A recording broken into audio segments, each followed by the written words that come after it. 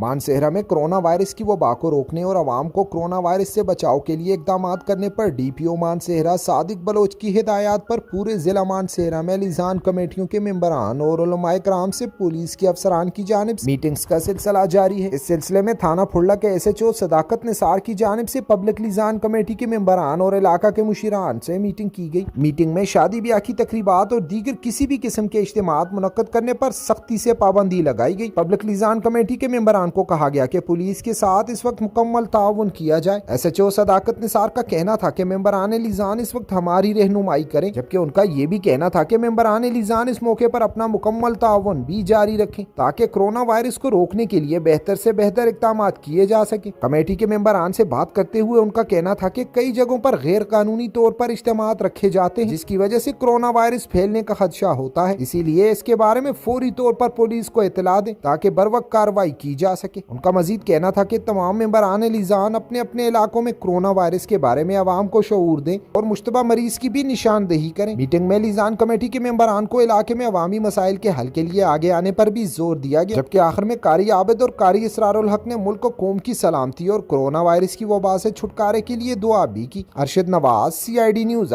फुल्ला, Mansehra.